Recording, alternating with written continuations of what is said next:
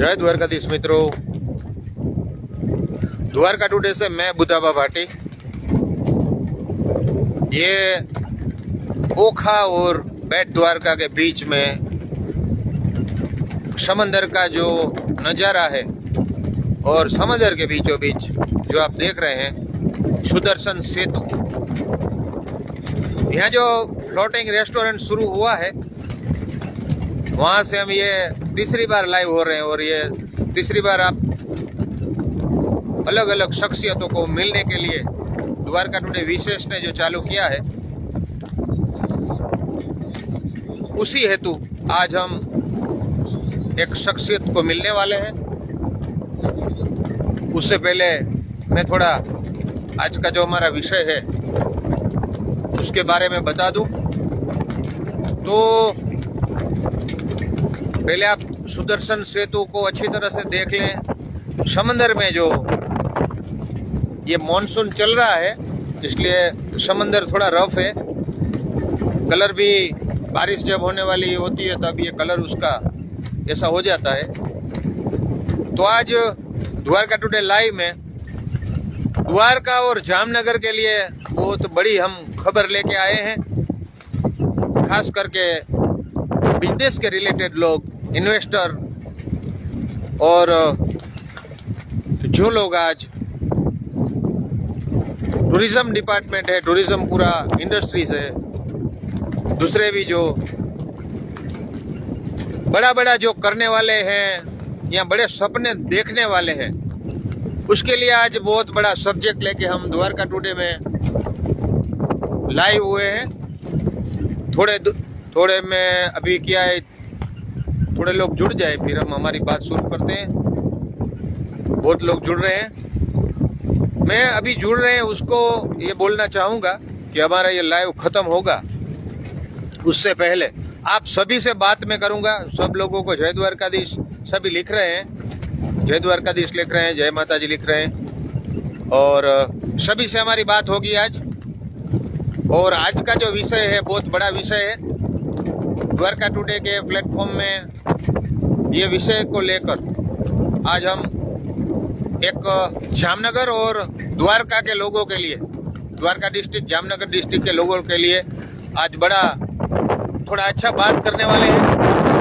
तो जुड़े रहिए और आपके जो भी मित्र हैं, जो भी स्नेही हैं, उसको ये लिंक आप शेयर करिए। वो भी आज द्वारका टुडे के माध्यम से हमारे साथ जुड़े और ये बेट द्वारका के बीच में, बेट द्वारका और ओखा के बीच में ये जो सुदर्शन सेतु है, रात का उसका नज़ारा अलग ही होता है और ये आप देख रहे हैं। तो वक्त न गवाते हुए मैं उन शख्सियत की आपसे भेंट करवाता हूं और मेरे कैमरा पर्सन विशाल पिठिया से कहूंगा कि वो कैमरा संभाले। तो मित्रों, आज द्वारका टुडे में यहाँ हमने एक सप्ताह पहले स्वदेशी पप्पूपा मानेक से बात की थी और काफ़ी बातें हुई और करीबन 1.25 लाख लोगों ने वो स्टोरी देखा। आपने भी शायद देखी होगी, द्वारका टुडे में पड़ी है। उससे पहले हम ये फ्लोटिंग रेस्टोरेंट है उसका ओपनिंग सेरेमनी के लिए भी स्टोरी किया था। 5 लाख लोगों ने उसको सिर्फ फेसबुक पे देखा है, इंस्टाग्राम और यूट्यूब में अलग। तो आज का जो ये लाइव सेशन है उसको भी हम, ये आज फेसबुक लाइव है, कल हम यूट्यूब और इंस्टाग्राम में भी उसको अपलोड करेंगे। खास करके जो आज का समय है, तो मैं कई लोगों को बोलता हूँ कि जो 25-30 साल के जो लड़के या लड़कियां हैं गुजरात के, तो हम उसको बोलेंगे कि भाई कांग्रेस का शासन कैसा था, तो अच्छा था या बुरा था वो हमारा विषय नहीं है, लेकिन उसको मालूम ही नहीं है क्योंकि कांग्रेस का शासन 2000 से पहले था, तब उसका जन्म नहीं हुआ था, जन्म हुआ था तो वो छोटे थे, तो उसको मालूम नहीं है। वो आज का जो कल्चर है, आज का जो शासन है, उसके बारे में उसको मालूम है। उसी तरह हमारा जो ये पूरा द्वारका है, देवभूमि द्वारका, वो पहले जामनगर हुआ करता था, यानी कि बेट द्वारका से लेकर जामनगर तक एक डिस्ट्रिक्ट था और फिर दो डिस्ट्रिक्ट हुए, जामनगर से देवभूमि द्वारका अलग पड़ा और हेड क्वार्टर हमारा खंभालिया पड़ा। तो आज जो हम बात करने वाले हैं वो डेवलपमेंट की। आज से 40-50 साल पहले या 30 साल पहले द्वारका में आने वाले जो भी श्रद्धालु थे उसकी संख्या बहुत कम थी। बेट द्वारका आने वाले बोट में आते थे, बहुत संख्या कम थी। नागेश्वर आने वाले बहुत संख्या कम थी। तो 15-20 साल पहले एक विकास की क्रांति हुई हमारे क्षेत्र में। भारत की, गुजरात की जो भी हुआ है वो आज हमारा सब्जेक्ट नहीं है, लेकिन जिस तरह से ये पूरा देवभूमि द्वारका, खास करके द्वारका तालुका ओखा मंडल, उसका जो डेवलपमेंट शुरू हुआ 15-20 साल पहले, तो कोई भी चीज़ अगर शुरू होती है तो धीरे धीरे शुरू होती है। और पहले ये जो हमारा सुदर्शन सेतु बनना शुरू हुआ 7 साल पहले, और उसके बाद Shivrajpur blue flag beach, Nageshwar मंदिर 12 ज्योतिर्लिंग है हमारा, 12 ज्योतिर्लिंग में से गुजरात का दूसरे नंबर का है सोमनाथ के बाद।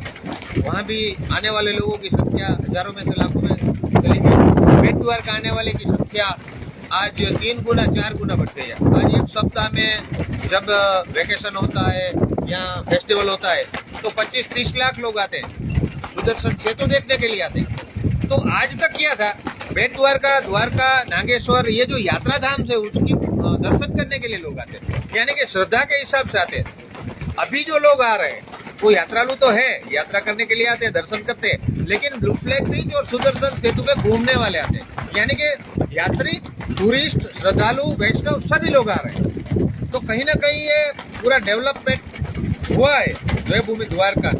और उससे पहले कोई इंडस्ट्रीज, एक टाटा केमिकल्स था, और फिर जामनगर में रिलायंस आने से जामनगर का कुछ डेवलपमेंट हुआ, और फिर गवर्नमेंट की जो पॉलिसी है उसमें थोड़ा बदलाव हुआ उसकी वजह से भी, क्योंकि ये जो सुदर्शन सेतु है, शिवराजपुर ब्लू फ्लैग बीच है, ये गवर्नमेंट की पॉलिसी से हुआ है।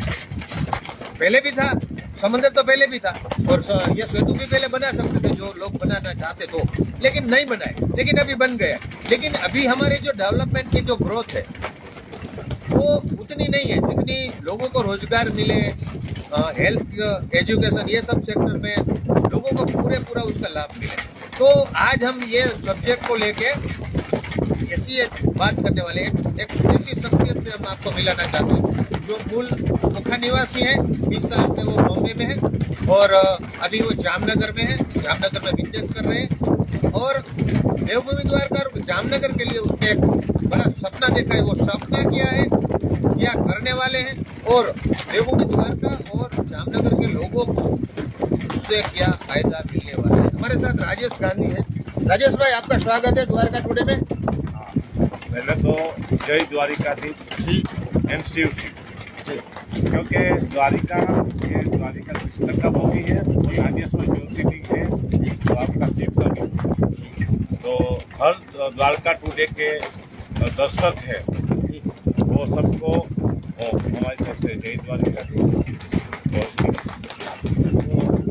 आज मैं आज इधर बैठा हूँ, वो मेरी कर्मभूमि अभी बनेगी, जन्मभूमि पहले जी। तो मैंने ओखा में 1 से 12 तक एजुकेशन किया जी, और उसके बाद मैंने मुंबई गया। पर लाइफ में बहुत सारे चेंजेस आते, भगवान द्वारिकाधीश का कृपा से आज जामनगर में हम एक विजन लॉन्च किया। ये 2030 में गुजरात कैसा हो, इसका आप वेबसाइट है विजन गुजरात, और जामनगर कैसे हो। और जब भी हम जामनगर की बात करें तो मैं तो पुराने 30-40 साल पहले रहता हूँ, तो द्वारिका और जामनगर एक ही। तो द्वारिका और जामनगर की विकास की बात हुई, तो वो बात थोड़ा शुरू हुआ है। तो द्वारिका का मैं आज कितने सालों के बाद आया हूँ, तो जो विकास का गति देख रहा हूँ वो शायद भारत में कोई भी ऐसा स्थान नहीं है या सिटी नहीं है जो इतनी फास्ट डेवलप हो रही है। तो आप हम इसके बारे में बात करेंगे। राजेश भाई, बात तो ये है कि आप बॉम्बे रहते थे, अभी भी बॉम्बे रहते थे, और कर्मभूमि आपको 20 साल बॉम्बे में, आपके सब्जेक्ट ज़्यादातर एजुकेशन रिलेटेड है, लेकिन ये हम सुन रहे हैं अभी रहे, आप जामनगर में आप जाम साहब के साथ कुछ बिजनेस शुरू किया था, करने वाले हैं, और जामनगर 2003 इसके बारे में जो पूरा ये विजन आपने ये विजन किया है और ये विचार आपको कैसा आया, फिर जामनगर में आपके आके आपको जाम साहब से बात हुई, ये सब थोड़ा डिटेल में बताइए। देखो, बिफोर एक साल यही एक बात आया था द्वारिका में जी, और सावन महीना था, तो द्वारिकाधीश का शिव का 4 करोड़ का आरती किया और मैं लकी था कि आपके साथ भी किया जी, तो उसके बाद जब जामनगर गए तो मैं जाम साहब से, जामनगर के राजा जाम साहब जिसको, और वो जाम साहब, आपने जाम साहब के बारे में थोड़ा बता दूँ जी, कि पूरा कच्छ से लेके 1000 गांव से बनी थे वो, और इंडिया में इसको अगर 2 तरीके में बताऊँ तो बात तो आपको मालूम होगा। एक होता है कि इंडिया में क्रिकेट को भगवान किया, और क्रिकेट की जब बात आती है ना, तो क्रिकेट इंडिया में आया कैसे, वो जाम रंजीत सिंह वो इंडिया में क्रिकेट लेके, इसके नाम से एक ट्रॉफी खेला जाता है रणजी ट्रॉफी, और अभी जो जाम साहब थे शत्रु सनेती, उसके फादर थे दिलीप, तो उसके नाम से दिलीप ट्रॉफी। तो और अभी जो राजा है शत्रु सनेती, उसको भी जो राजा होते हैं वो जाम साहब, तो उसको जब मैं मिला तो उसके थॉट इतने एडवांस है, उसको 20 लैंग्वेज जानते हैं, 20 बार बड़े हैं। तो जब भी मैं मिला तो उसके बहुत सारे सपने थे। वो मैं मिला तो मेरे को बोल रहे कि जामनगर को मेरे को ऐसा डेवलप करना है कि वहाँ खाली फाइनेंशियल डेवलप नहीं कि यहाँ एक रिफाइनरी जरूरी, ऐसा मेरे को 360 डिग्री डेवलप करना है। यहाँ अच्छा एजुकेशन होना चाहिए, यहाँ अच्छे पोर्ट होने चाहिए, यहाँ अच्छा बिजनेस होना चाहिए। तो मैं जब वो जामनगर की बात करते थे तो मैं उसको पूछता था कई बार कि सर जामनगर यानी यहाँ से वो रिलाइज करते हैं, तो बोलते थे नहीं, मेरा जामनगर तो ओखा से चालू होता है, बेट द्वारिका से चालू होता है, द्वारिका से चालू होता है। ठीक है, हम तो कच्छ से निकले तो जामनगर तो हमने बसाया, उसके पहले हम खंबा लिया थे, ये सब विस्तार से निकल के गए। तो मेरा विजन कोई एक विजन जामनगर के लिए नहीं है, इट इज ओखा से लेके जामनगर पूरा हालात पर तक डेवलपमेंट।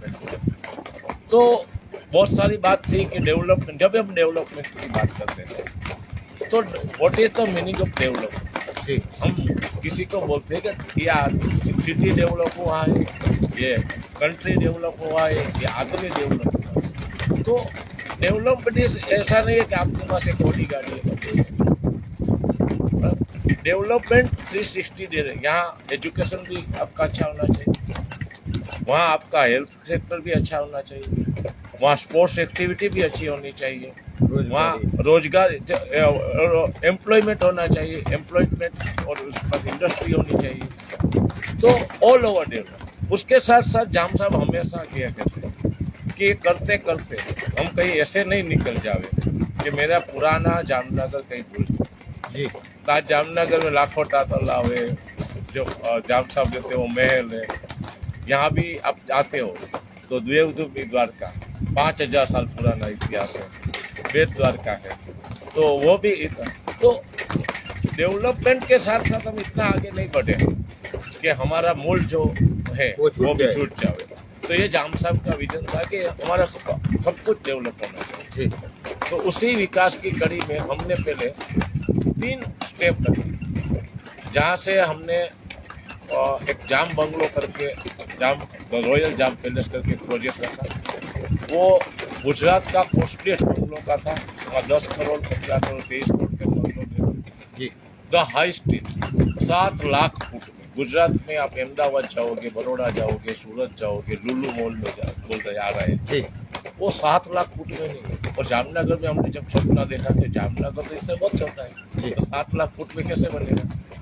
तो हमको और बहुत अच्छा रिस्पॉन्स। और दूसरा जो जाम साहब का जो सबसे फर्स्ट मसला था वो मल्टी लेवल हॉस्पिटल है। तो ये हॉस्पिटल के लिए हमने गुजरात में जो सबसे अच्छा हॉस्पिटल जाना चाहते किरण, वो किरण हॉस्पिटल का विजिट किया, उसके आर्किटेक्ट को एंगेज किया। तो आने वाले ये 3-4 साल में, यानी हमारा सपना जब हम बोलते हैं कि जामनगर 2030 देवभूमि द्वारका 2030 विजन गुजरात 2030, वो 2030 तक ये सब तैयार हो जाए। 350 करोड़ का हॉस्पिटल बना दे। तो विजन जब भी आपको, मैं तो ओखा में रहता था मुंबई के यहाँ, तो मल्टी लोगों से काम किया, फ्रेंचाइज का भी 400 सिटी का अलग काम किया, पर आपका विजन आगे बढ़ाने, आपके पास एक ऐसा विजन नहीं चाहिए जिसके पास वो करने के लिए कैपेसिटी भी हो, फैसिलिटी भी हो, और आपकी बात रखो तो उसको पूरा वर्ल्ड में सुनने को। तो जाम साहब को मैं एकदम आभारी मानता हूँ कि उसने मेरे को ऐसा विज़न दिया, और उसी विज़न की कड़ी में हम जब देखे 3 प्रोजेक्ट रहे, और उसी कड़ी में जब इन्वेस्टमेंट की बात आई तो जाम साहब के तो 50 विज़न द्वारका से लेकर वहाँ पे, तो हम 100 लकी है कि पूरा जाम साहब का विज़न को साकार करते हैं। जाम साहब ने प्रॉपर्टी बेचा नहीं, बहुत सारी यानी के 999 काम थे, पूरा उनका वो डेवलप करने के लिए इंडिया का सबसे प्रतिष्ठित ग्रुप, सबसे बड़ा group Adani industry, Adani infrastructure के साथ अभी विजन भी खोल रखी है। मैं आज 1 साल पहले मिले तो मैं 3 विजन जामनगर का साकार करने के लिए प्रयत्न कर रहा था। जाम साहब अब अदानी साहब आ गए, अदानी इंफ्रास्ट्रक्चर आए, तो ये डेवलपमेंट आने वाले समय में बहुत काम करेगा। तो राजू भाई, आपकी बात सही है। आपका जो विजन था जाम साहब के साथ, ये आपने जो 3 बातें की, हॉस्पिटल, बंगलोज, अभी ये बड़ा ग्रुप इंडस्ट्री आया है, तो अभी जो आपका सपना है द्वारका और जामनगर के लिए, और जो जाम साहब का सपना है कि पुरानी जो हमारी नेचुरल चीज़ें हैं, जो भी आर्कियोलॉजी सर्वे जैसी, कि जो 200 साल 500 साल 1000 साल पुराने जो हमारी संस्कृति परंपरा है, वो छूटते न हुए, और आज का जो पूरा युग है उससे भी हम पीछे न रह जाए। उसके बीच का जो रास्ता, और उस रास्ते में आपने बोला है कि देवभूमि द्वारका और जामनगर के लिए अच्छा कोई बिजनेस या विजन, और विजन में क्या क्या होगा। तो अभी अदानी साहब की बात हो रही है, जाम साहब की बात हो रही है, और बीच में आप भी है, तो थोड़ा डिटेल में हमको बताइए, और इससे लोगों का, यहाँ के जो स्थानीय लोग हैं जामनगर और देवभूमि के, उसका क्या फायदा होगा। दूसरा, भारत के या गुजरात के जो भी इंडस्ट्रियल या इन्वेस्टर है, उसका क्या।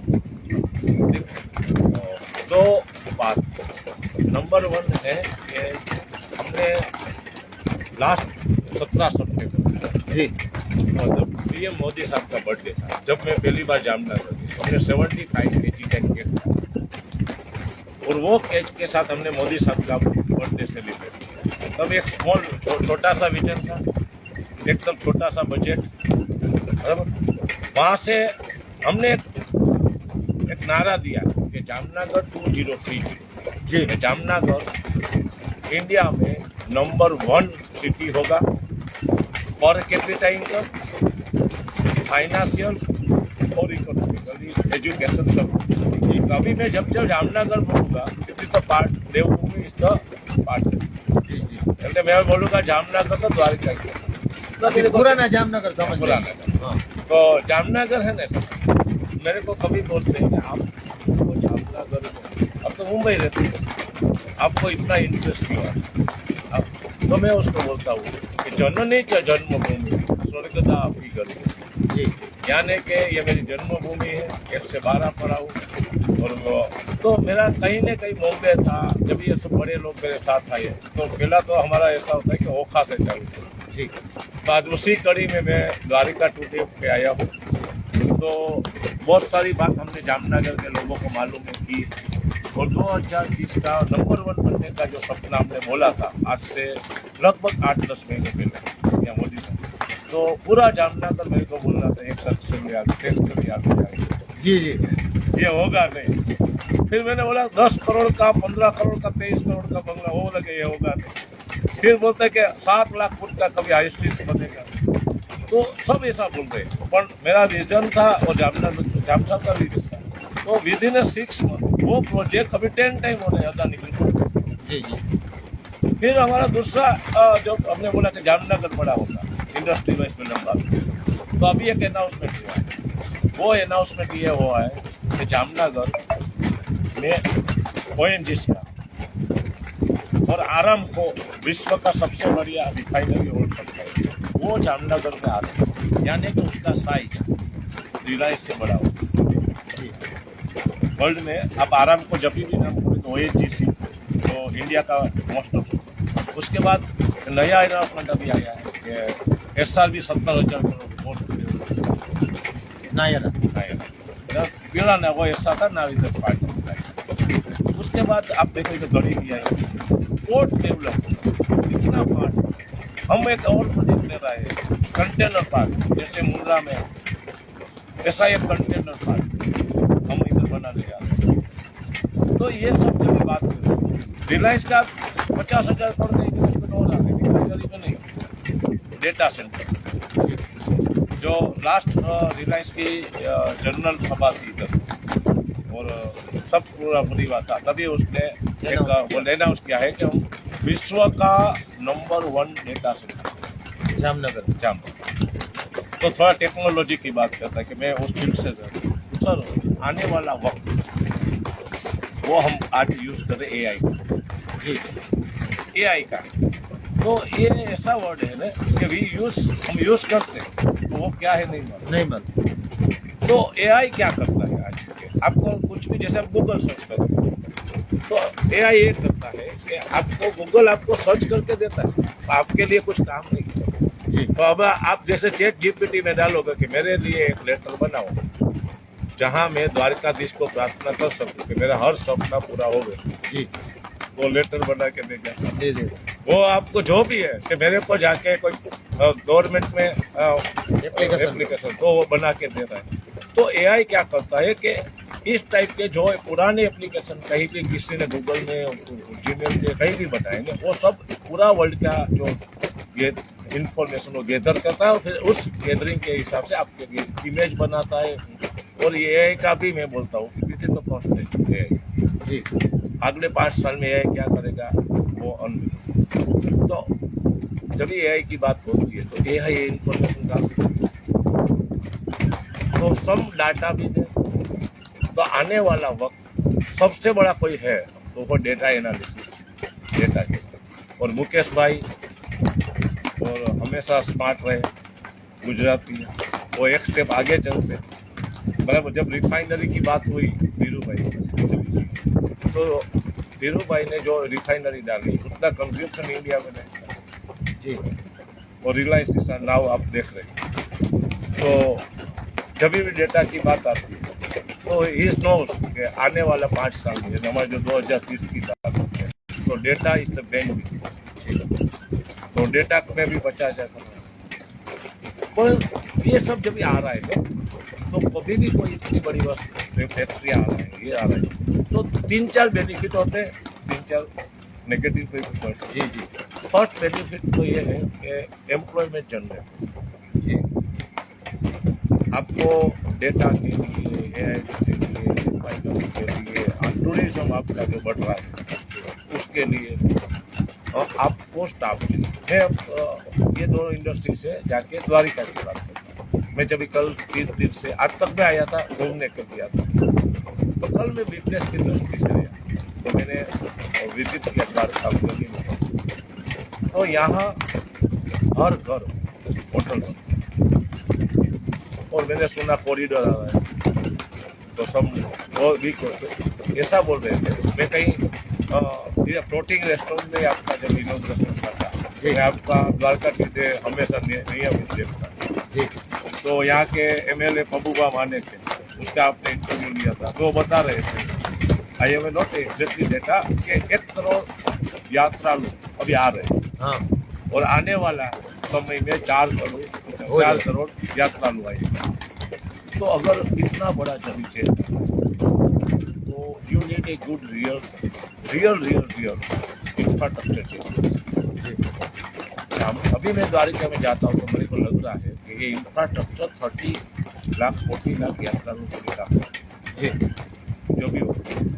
अगर 1 करोड़ आ रहा है तो कई बार मेरे 2-4 गेस्ट आए थे तो में होता है कि जन्माष्टमी में या कोई रूम त्योहार नहीं मिल रहा है, प्योर जगह नहीं मिल रही, पानी भी नहीं मिल रहा है, खाने का नहीं मिल रहा है। तो भगवान द्वारिकाधीश का जो डेवलपमेंट हो रहा है ये एरिया यहाँ से लेकर गेट तक, तो वो इतना फास्ट हो रहा है। तो ये जब फास्ट डेवलप कितने लोग आए, tourism is a big business global. जी आज के दुनिया में सबसे बड़ा कोई है तो टूरिज्म। अब पूरा यहाँ नहीं, पूरा वर्ल्ड में लेके यूरोप से लेकर वो गोइंग लाइक 300। तो इतने बड़े जब टूरिज्म आ रहा है और इधर तो और ज़्यादा आ रहा है, तो क्योंकि द्वारिका का मैं एक विशेषता बताऊँ इस गाँव में, द्वारिका इस तो मैं अभी आता हूँ, तो only place where I think के फैमिली आप आ सकते। देखो एक फैमिली, इंडियन टिपिकल फैमिली क्या होती है, एक माँ बाप होते हैं, फिर उसके बच्चे बड़े होते हैं, उसके पोते, मम्मी पापा, दादा, उसके फादर, दादा दादी, फुल फैमिली होती है। तो अभी आज भी हम देखो, जब भी हम टूरिज्म की बात करते हैं तो क्या होता है मालूम, एक ऐसा होता है कि आज तो ये फॉरेन टूरिस्ट है कि अकेला सिंगल आदमी ट्रैवल निकल गए, फिर हस्बैंड वाइफ निकल गए, बच्चे निकल गए अलग से। आज भी हम ऐसा चाहते हैं कि हम जब भी कहीं बाहर जावे तो पूरा फैमिली साथ से। अभी जब पूरा से फैमिली जाते तो देखो फैमिली में हर 3 टाइप के लोग, एक है 60 एक होते हैं 30 to 35, 25, 35 यंग लोग, और एक बच्चे होते हैं 10। अभी आप कोई भी प्लेस पे जाते हो तो सबसे बड़ा जो चैलेंज है वो ये है कि तीनों को सेटिस्फाई नहीं करते। सपोज मैं को अभी जाना है ऊटी गया तो वहाँ हिल है, तो मेरे मम्मी पापा को लेके नहीं गया। ऊटी में जाके मेरे बच्चों के लिए भी इतना कुछ मत होते हैं, बराबर, तो वहाँ जाते हैं सब, तो अकेले जाना पड़ता है। तो एक तो फैमिली होनी ही चाहिए, सेटिस्फेक्शन नहीं मिलता। तो दूसरा जब हम बात करते हैं बहुत सारे, जैसे आज अब द्वारिका तो गोकुल मथुरा जाते हैं, और मेरे को मालूम नहीं, अगर मैं जो बोल रहा हूँ तो आपसे गोकुल मथुरा जाते या अयोध्या जाओ तो कंप्लीट पिलिग्रिमेज है। वहाँ बच्चे को आई डोंट नो जिसको अभी नया कल्चर बोलते जैन जी, देखो धर्म में नए बच्चे 12 साल 15 साल 15 साल वो सबको लेके आना है, तो धर्म को भी वो तभी आएंगे, उसको भी देखो आस्था कभी बढ़ती है कि आप कभी भी कहीं जाते हो उसका विजिट करो और फिर आपको वहाँ पे श्रद्धा। जैसे मैं ये दफ्ते जा रहे सावन महीने में कल 7 से 6 बजे लास्ट टाइम में इधर आया तो मेरे चारों प्रहर की भगवान शिव की उनसे मैंने, तो आस्था एक पॉइंट से चालू होती है, धीरे धीरे बढ़ती है। आस्था इन्हें डे नहीं होती कि मैं कृष्ण भगवान के मानता, तो वहाँ एक नई पीढ़ी को लेकर आना। तो आई थिंक द्वारिका से बड़ा विश्व में मैं गुजरती नहीं हूँ, अब कहीं भी जाओ द्वारिका से अच्छा प्लेस नहीं। मैं आपको 3 बताऊँ। एक तो देखो भारतीय संस्कृति में 3 बड़े देव हैं, ब्रह्मा विष्णु महेश, यानी कृष्ण भगवान, शिव भगवान और ब्रह्मा भगवान का जो देव था वो साइलेंट हो पूरा, यानी कि आपको ब्रह्मा के नहीं, उसका मंदिर तो रह गए 2 ब्रह्मा और कृष्ण और शिव। अभी अब गोकुल में जाओगे तो शिव नहीं मिलेगा, तो यहाँ एक सोमनाथ में जाओगे तो कृष्ण नहीं मिलेगा। ये एक ऐसा टूरिज्म है कि यहाँ कृष्ण भी है और शिव भी है। यहाँ विश्व का सबसे पुराना मंदिर 5000 साल पुराना हमारे द्वारिकाधीश महाराजा धीराज जिसको बोलते हैं, हम गुजरा ओखा के हैं। तो अब जब भी द्वारिका में जाओगे तो महाराजा धीराज द्वारिकाधीश जी बराबर। नागेश्वर 12 ज्योतिर्लिंग ऐसे हिंदू में कहा जाता है कि पूरी लाइफ अगर आपने 12 ज्योतिर्लिंग का दर्शन कर लिया तो आपका जन्म सफल है। तो उसमें से एक शिव जी का द्वादश ज्योतिर्लिंग ज्योतिर्लिंग है, वो हमारे। दूसरा भगवान का यहाँ स्वरूप है, वो भी राजा का। जी दूसरा वहाँ से जब भी आते हो तो एक जो आने का मेन रीजन है वो है द्वारिकाधीश और शिव दोनों। अब शिव भक्त हो तो भी तरह हो, अब द्वारिका भक्त। देखो कोई धर्म में भगवान अलग नहीं, पर हमारे संप्रदायों में हर भगवान को दो तरह से ज्यादातर मानते हैं। कई लोग शिव को ज्यादा मानते हैं शिवपंथी है, कृष्ण और कई है कृष्ण भक्ति। हम जय श्री कृष्ण भी बोलते हैं और हमारे यहाँ लोक लाडीला 8 साल से जो एमएलए वो हमेशा शिव शिव से चालू शिव शिव से करते हैं। पर द्वारिका का डेवलपमेंट भी इतना है, अलग नहीं है।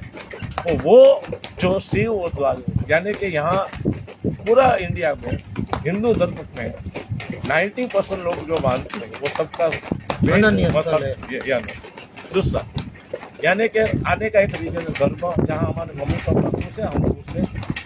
अभी दूसरा है कि जब भी आप आते हो तो आपके साथ एक जनरेशन वो भी आता है जो आपके बच्चे, जिसको 97 से जो बोर्न होते हैं तो जो मुंबई में उसको जैन जी करना चाहिए। जैन जी वो लोग को क्या उसका मतलब क्या होता है? जो आजकल आपने मूवी देखे हो जो आ रहे लेटेस्ट मूवी क्या होता है वो अभी आया ना जो सैयारा बराबर, वो सैयारा है। तो आप रोज सुबह जब भी खोलते हो इंस्टाग्राम खोलते हो तो रो रहे हैं, हाँ घूम नीचे गिर रहे हैं, सुपर हिट इमोशनली वो इस दो मूवी में आप देखो एक लव स्टोरी। तो वो जो रो रहे हैं ना वो एक कल्चर है जैन। अच्छा, यानी कि आपका वो 97 के बाद 1997 अच्छा तो उसको जैन जी कल्चर है। यानी कि वो ऐसा कल्चर है और मेट्रो में अपने है वो इंग्लिश मीडियम में पढ़े हैं, उसने उसकी लाइफ के गोल अलग है। वो हमारे जैसा 16 घंटा काम नहीं कर सकता, 12-8 घंटा ही काम कर सकता है। आजकल पूरा वर्ल्ड में कोई बड़ा टॉपिक है वो है जैन जी। जैन जी कल्चर को अगर मैं सिंपल आध्यात्मिक भाषा में कहूँ तो है कृष्ण का बाल स्वरूप। अच्छा, देखो कृष्ण का बाल स्वरूप में आपने देखा है वो पढ़ाई कर रहे, जी जी उसने काम किया, पढ़ाई भी की होगी बराबर, भक्ति भी किया और जैसे जैसे ग्रो होते गए उसका तो सब बोलते हैं जैन जी कल्चर खराब। तो कृष्ण का बाल स्वरूप जिसने पढ़ा है उसको लगेगा कि यानी कि आप अपने इमोशनली भी है और जिद्दी भी है। हाँ, तो आप अपने बच्चे को जब भी देखो तो उसको जैन जी की जगह जैन केक बोलो, जैन कृष्ण बोलो। ये मेरा कृष्ण है ना वो छोटा सा बाल स्वरूप, अगर बाल स्वरूप को आपको पढ़ना है ना तो आप पढ़ोगे तो आपको जैन जी करना। ये जैन जी थे। राजेश भाई से बात हम करते थे, हमको ऐसा लग रहा था हम तो वो बहुत पुराने जानते हैं, लेकिन ये आध्यात्मिक और धर्म की बात इतनी जानते हैं वो हमें नहीं पता था। और अभी ये धर्म की बात कर रहे हैं, कृष्ण की बात कर रहे हैं, शिव की बात कर रहे हैं राजेश भाई। अभी हम इसमें आप बहुत अंदर जाएंगे तो हमारा घंटा चला जाएगा। तो अभी द्वारका में आप विजन देख रहे हैं, कृष्ण है, शिव है, लेकिन अभी कृष्ण और जो शिव जो है लक्ष्मी मैया अच्छी तरह से ज्यादा से और सब लोगों को आशीर्वाद मिले इसलिए आप बात करने वाले सीधा हम मुस्कुराते हैं। यानी कि धंधा रोजगार बिजनेस और ये सब करने से लक्ष्मी माई का आशीर्वाद मिलता है। उस टॉपिक पर आपके टॉपिक में अगर कोई बात रह गई हो तो आप बता सकते हैं, फिर वो टॉपिक की बात करते हैं। नहीं, कृष्ण जहाँ होता है वहाँ लक्ष्मी आती है, अच्छा, ऐसा बोला जाता है। हाँ बोला जाए तो होता हो सकता है लेट हो। तो अभी द्वारिका होती है, वह वक्त आ गया लक्ष्मी आने। मैं जब भी द्वारिका होता फिर जाता हूँ तो इतना 4 करोड़ की बात पर इंफ्रास्ट्रक्चर अभी जब आपके यहाँ बहुत सारे मेहमान आने हैं, आपको एक ज़्यादा अच्छा होटल चाहिए जी जहाँ अच्छे जब आपके पास पूरा फैमिली आ रहा है तो बच्चों के लिए तो चाहिए, वृद्धों के लिए फैसिलिटी चाहिए, एल्डर के लिए, बराबर। तो कॉरिडोर जो है बन रहा है ना, कल मेरे को कोई बताया कि दुकान कट रही है, तो गवर्नमेंट ने ऐसे सोचा कि अच्छा गवर्नमेंट ने सोचा कि फैसिलिटी कैसे मिलेगी, जी तो वो कॉरिडोर बना रहे हैं और वो गवर्नमेंट कर रही है। आपके यहाँ बहुत लोग आ रहे हैं, 4 करोड़ किसको बोलते हैं, 1,000 रुपया कोई खर्च करता है ना, 4,000 करोड़ खर्च, मैं जो बिजनेस के ऊपर जी जी जी 5 किलोमीटर का शहर, 5 किलोमीटर पूरा द्वारिका में अब राउंड करो और लोगों का प्राइस इतना बढ़ रहा है। मैं द्वारिका बेट में आप ही कोई बता रहे हैं कि जो 5 लाख रुपये का एक का 1.5 करोड़ हो गया, 5 करोड़ हो गया, 3 करोड़ हो गया। शिवराजपुर का इधर हो गया, अब 60,000 70,000 रुपया फुट में द्वारिका से जाओ। ये तो शुरुआत है, अगले 5 साल 2030 तक ये 10 गुना भाव में नहीं होगा। तो मैं मुंबई से आया, देखो एक सिटी का डेवलप 2 तरह से होता है। एक तो सिटी है वो बहुत फैला जाता है, बड़ा बड़ा हो जाता है कि यहाँ से निकलो एरिया से 8 किलोमीटर 10 किलोमीटर, और एक सिटी का वो ऐसा होता है जिसको रीडेवलप। जी तो आज जब हम बात में बिजनेस को लेकर आए, वो है द्वारिका रीडेवलपमेंट स्कीम, पुनः विकास। पुनः हो जाता। देखो मैं मुंबई रहता हूँ, मुंबई की स्थिति और द्वारिका की स्थिति दोनों है।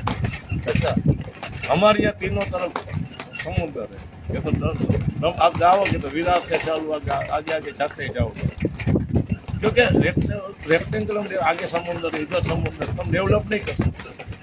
सेम परिस्थिति द्वारिका का है, हमारे इधर समुद्र है, वहाँ आगे जाओ तो समुद्र है, तो हम बढ़ाना चाहे तो भी नहीं।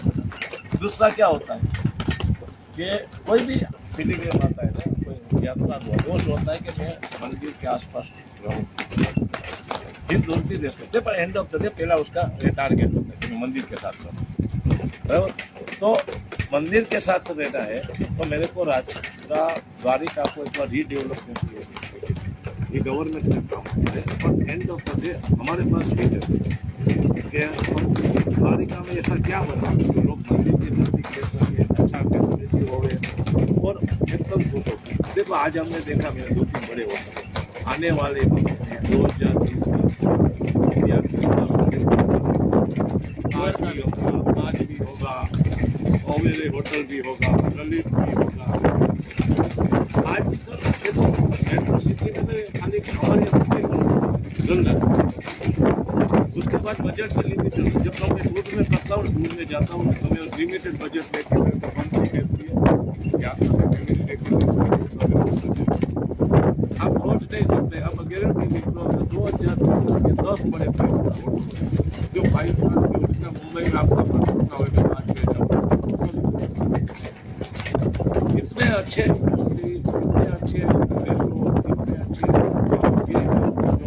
क्योंकि इसका डेवलपमेंट आई कांट बिलीव कोई सिटी इतना डेवलप। अब राजेश भाई बीच में रोकता हूँ आपको, तो ये जो बातें कर रहे हैं कि इतना बड़ा होटल मैनेजमेंट इंडस्ट्री, तो आपने बोला जामनगर में ONGC, अरामको वगैरह वगैरह जो आ रहे हैं, तो ये सपने बड़े हैं और आपने ये सपना संजोया है।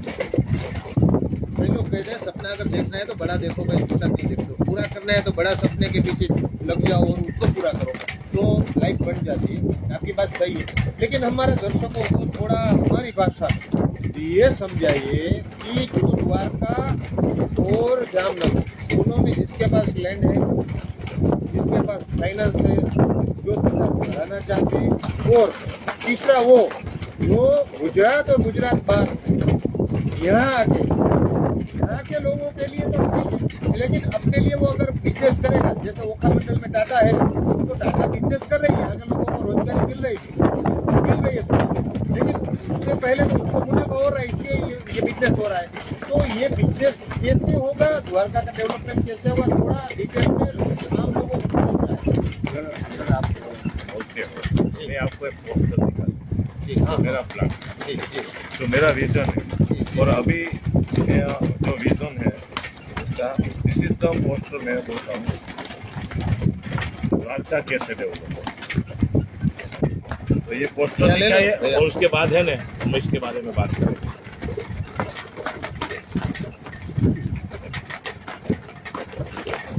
वाइब्रेंट क्या लिखा है? Vibrant Jamnagar 205 and Devbhoomi Dwarka summit. जी, इसमें कृष्ण भगवान है और ये वाइब्रेंट है।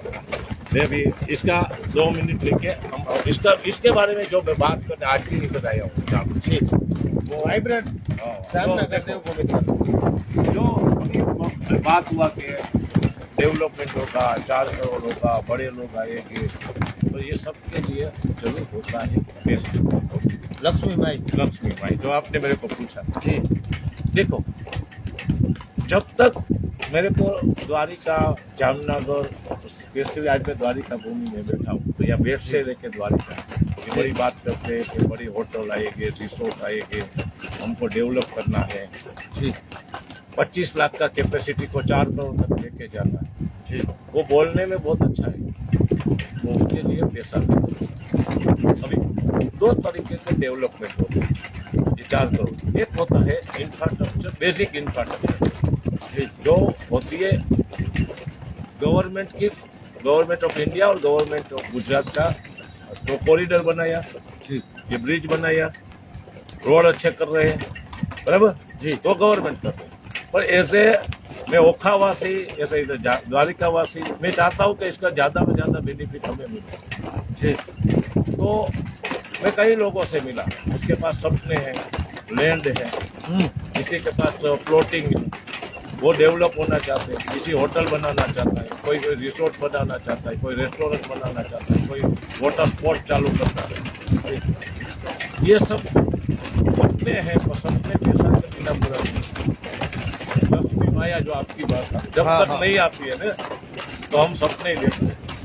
तो इसके लिए हमने जामनगर और एक बहुत बड़ा समिट हम आयोजन करना चाहिए, जिसका नाम है vibrant Jamnagar and Devbhoomi Dwarka 2025 summit, जो 25 दिसंबर से 28 दिसंबर जी, जामनगर और द्वारका में 2 दिन जामनगर में रहेगा और 2 दिन द्वारका में। वाइब्रेंट क्या है इसका मैं बोलता था, वाइब्रेंट समिट क्या है, इससे बेनिफिट क्या है।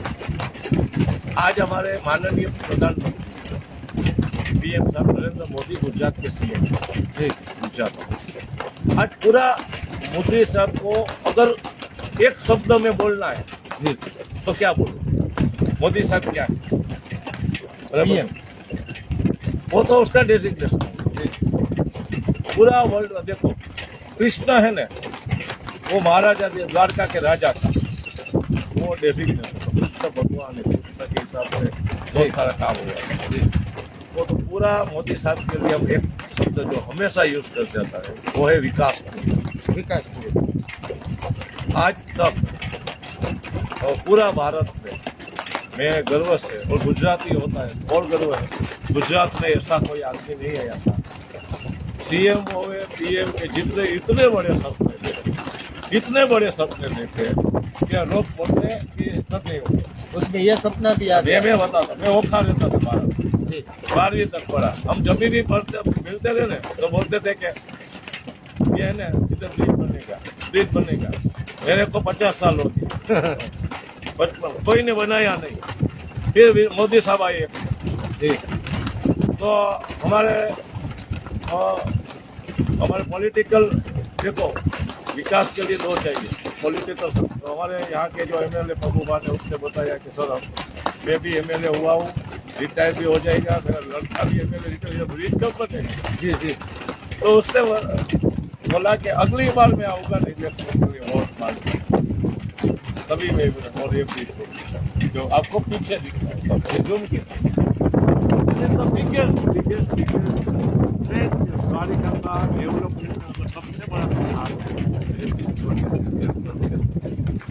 ये ब्रिज वर्ल्ड सिग्नेचर ये ब्रिज मैं बांद्रा में जाता हूँ, मुंबई में एक ब्रिज है वर्ली सीलिंग, उससे 10 टाइम वर्ली सीलिंग पे आपको आने जाने का 100 रुपये लगते हैं, 100। हाँ हाँ, यहाँ कुछ नहीं। या फ्री ऑफ कॉस्ट है। वर्ली सीलिंग पे आते जाते हो तो आपको दूसरा ये भक्ति और दोस्ती का भी प्रमाण है। सुदामा यानी कृष्ण भगवान और सुदामा तो मोदी साहब ने पहुंच किया। सेकेंडली में आ रहता था तो शिवराजपुर बीच, आज जो ब्लू बीच वर्ल्ड में बहुत शिवराजपुर गाँव ही था, बीच गाँव, यानी काम कभी मैंने शिवराज को उखाड़े के नहीं देखा। और आज मैं आता हूँ तो मेरा शिवराजपुर के बात तो ये विजन था, ये पॉलिटिकल विल था मोदी साहब का। और यहाँ के स्थानीय जो भी है, MLA है, प्रमुख है, जो भी है, द्वारिका के है प्रमुख, जामनगर के मेयर, ये सबका पॉलिटिक्स है। अभी इतना बड़ा चेंज एक गवर्नमेंट ने कर दिया तो हमें भी करना चाहिए। हमें हमारा ये अच्छा तब डेवलप हुआ कि यहाँ आने वाला हर यात्रा ये सोचेगा कि मेरे को बहुत ही अच्छा फैसिलिटी मिला, बहुत ही अच्छा हमारे साथ व्यवहार हुआ। जैसे अपना एक स्टोरी मेरे को याद है, यहाँ खाली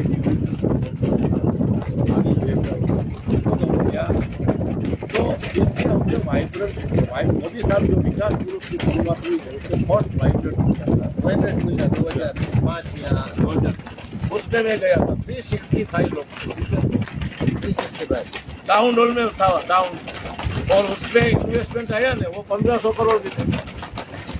नया 2026 में वाइब्रेंट आ रहा है, वहाँ टारगेट है कि 160 कंट्री के लोग आगे 25 लाख करोड़ के इन्वेस्टमेंट। तो विजन चेंज किया। आपने मेरे को पूछा कि राजेश भाई आप आए हैं, मेरे को भाई बोलते आप अकेले क्या, देखो विजन है मेरा भी वही विजन। मोदी साहब के जैसा हम भी पत्थर है, डोला उठा के कभी भी चलते सब हमारे विजन पे इन्वेस्ट करते। बीच में पूछ लो, आपका कोई चाय का बिजनेस होता है वो थोड़ा आज बताइए। देखो मोदी साहब बोलते हुए क्या ही पता, मेरा रेलवे का ओखा में जब जाओ तो राजेश जाते मैंने भी एक चाय बताई ओखा, और आपके नाम पर ही है। आज भी हमारे नाम पर मैं वाइब्रेंट की जब बात करता तो विजन कभी सब हटते हैं। मोदी साहब कभी बहुत जो भी बात कर रहे थे इंडिया में सरदार पटेल स्टेच्यू बने, कोई बोलेगा शिवराजपुर में 50 लाख टूरिस्ट आएंगे, 1 करोड़ टूरिस्ट आएंगे, ये द्वारिका वाले ओखा वाले भी हंस रहे और आज आ रहे। तो हम उसके लिए हमारा विजय कि मोदी साहब का विजन को हम ओखा, मीठापुर, द्वारिका, जामनगर वासी वो जब हमारे लिए इतना एफर्ट करते हैं तो हम उसका विजन में और चार चाहते हैं। वो कैसे लग सकता है, हम व्यवहार से लग सकते हैं, इंफ्रास्ट्रक्चर का डेवलप करते हैं। और जामनगर और द्वारिका ये सब पिछला हुआ था तो हमारे पास इतने पैसे नहीं, इतना फाइनेंस नहीं। तो क्या हुआ, जो वाइब्रेंट का जो सपना हुआ और मोदी साहब सेम वाइब्रेंट पूरा इंडिया में फर्स्ट टाइम हम 2 डिस्ट्रिक्ट यानी वैसे पूरा एक डिस्ट्रिक्ट जामनगर और देवभूमि द्वारिका क्या कर रहे हैं उसमें एक समिट कर 2025-28 ये पार्ट आप जो द्वारिका को चाहते हैं, बिजनेस करना चाहते हैं, बहुत सारा पैसा कमाना चाहते हैं, या 10 टाइम 20 टाइम जगह का भाव प्राइस हुआ है। इससे बेहतर अगर कोई मेरे को बता देवे कि किसी जगह भाव का तो पूरा इंडिया में किसी नहीं, तो पूरा इंडिया के आज मैं हिंदी में इंटरव्यूज दे रहा तो गुजराती हूँ कि पूरा इंडिया में वर्ल्ड में जो भी इन्वेस्टर आना चाहते हैं उसके लिए वाइब्रेंट 20 का समिट है वो गोल्डन होते हैं। हम क्या करें, जो मोदी साहब करते हैं वही करते हैं, वो गुजरात के लिए करते हैं और गुजरात को नंबर बनाया। हम 2 डिस्ट्रिक्ट के कर रहे हैं, मेरा तो वतन है तो मैं भी चाहूँगा कि मैं भी हम भी नंबर 1 करूँ। तो हम क्या करते हैं कि दुनिया भर के इन्वेस्टर वो इन्वेस्टर को 4 दिन यहाँ बुला रहे हैं, वो यूके से हुए, लंदन से हुए, मुंबई से हुए, दिल्ली से हुए, दुबई से हुए, सिंगापुर से, और उसको यहाँ आके बोल रहे हैं कि आप यहाँ आइए, ये समिट है, ये अपॉर्चुनिटी है बिजनेसमैन के लिए। आप वो बोलता है कि शिवराजपुर कैसा है तो वो दिखाइए, द्वारका कैसा है तो या क्यों आना चाहिए, यहाँ आके स्कोप क्या है। आज 25 लाख 30 लाख या तो 4 करोड़ होने वाला है, और कौन से बिजनेस की अपॉर्चुनिटी। हमारे पास इन्वेस्टमेंट नहीं है, हमारे पास इन्वेस्टमेंट नहीं है, देखो इतना नहीं है जितना जरूरी। जितना, यानी कि अगले साल मेरे को 2000 द्वारिका को 25,000 करोड़ रुपया लगेगा। ये जो 4 करोड़ यात्रा में हो गए ना, तो 25,000 करोड़ रुपये तो लगाएंगे तो द्वारिका में वो 4 करोड़ इंडिविजुअल लोग तो भी वो बहुत अच्छा जो मैं रिलीज राकेश भाई बारा है क्या फ्लोटिंग के restaurant. This is the first restaurant in India Gujarat के समुद्र के किनारे आप 1 घंटे पूरा खाना खा सकते हो। पूरा वो इतने बड़े नहीं, हमारे जो भी फ्रेंड है वो अच्छा कर, तो हमें तो चाहिए 10 रुपये जिसके लिए भाई हम बुलाएंगे उसको लोगों को या टॉप दिखाएंगे। दूसरा इन्वेस्टर आता है ना, उसके माइंड में कोई देखो लोग बोलते हैं कि सरकार का आखिर क्यों करेगा, बॉम्बे वाला इधर क्यों आएगा, दिल्ली वाला क्यों आएगा। हाँ, ऐसा होता है। देखो इन्वेस्टर का मतलब है उसको कोई सिटी से मतलब नहीं, उसको लंदन से मतलब नहीं है, उसको द्वारिका से मतलब नहीं है, वो चाहता है मेरा पैसा बने। उसको बिजनेस से भी ऐसा नहीं है कि आप यात्रा फॉलो करो, बराबर, आप टूरिज्म में यही करो। वो बैंक क्या सोचता है लोन ज्यादा ब्याज मिले और मेरा लोन लाओ। तो दुनिया भर में जब भी इन्वेस्टमेंट होता है ना, तो इन्वेस्टमेंट का एक सोच होता है कि मेरा पैसा आज से 10 साल 2 करोड़ रिटर्न ज्यादा, वो 5 साल में 200 करोड़। और this is the only Dwarka और बैंक कि वहाँ ये पैसा 3 गुना 5 गुना वो बोलने से नहीं, मतलब वो लास्ट 3 साल का ये आके निकालेगा। हम मिलाएंगे उस लोगों को जिसने 5 लाख रुपया में जगह बेचा था, वो 1.5 करोड़। हाँ, हम शिवराजपुर लेके जाएंगे, बेट द्वारिका लेके जाएंगे, हम वो होटल दिखाएंगे कि इधर देखो जो 3,000 का था 60,000 रुपया, तो आपका पैसा 2-3 नहीं। इन्वेस्टर के पॉइंट से द्वारिका आना था इसलिए कि यहाँ पैसा आना फिक्स है, और ग्रोथ दिखाएंगे कि 10 साल में हमने जो यात्रा 10 लाख आते थे वहाँ से 1 करोड़ तक लेके। वो फर्स्ट स्टेज है कि वाइब्रेंट, जो आज फिर से मैं बोलता हूँ कि बिजनेस फोकस जो भी सोच रहे हैं वो एपिसोड का ये बात जरूर देखें। द्वारिका विष का मेरे को पहचान करवाने की जरूरत नहीं है। जब हम जन्म नहीं लेते और पेट में होते तब से हमको द्वारिका विष का और शिव का मालूम होता है, तो वो तो नहीं करो। तो बिजनेस अपॉर्चुनिटी दिखाने के लिए सेकंड जो बोलते हैं कि आप बुलाएंगे 10,000 करोड़ का हमारा टारगेट है कि द्वारिका में डेवलपमेंट के लिए, द्वारिका के बाहर से इन्वेस्टमेंट। अभी फर्स्ट क्वेश्चन ये भी आता है, ये पैसा वो इन्वेस्टर आएंगे कैसे जी। तो आपके यहाँ शादी है, आप क्या करते हो, इन्विटेशन बनाते हो और बाहर जाते हो। तो आपके दिल्ली में रिलेटिव रह रहा है, वहाँ जाके कार्ड देते हो, फिर उसको बोलते हैं इधर आना, उसको भाव से बुलाते कहीं आता है। तो 2025 स्वामी देवभूमि द्वारका जो 25 से 28% ये हमारे घर पे जामनगर द्वारका में शादी है, तो इसके लिए इन्विटेशन हम दे रहे हैं। जो इन्विटेशन उसके सिटी में जाके वहाँ के इन्वेस्टर को दे, और उसको जो टेक्निकल भाषा बोलते हैं, जो मोदी साहब ने उसको बोलते हैं रोड शो।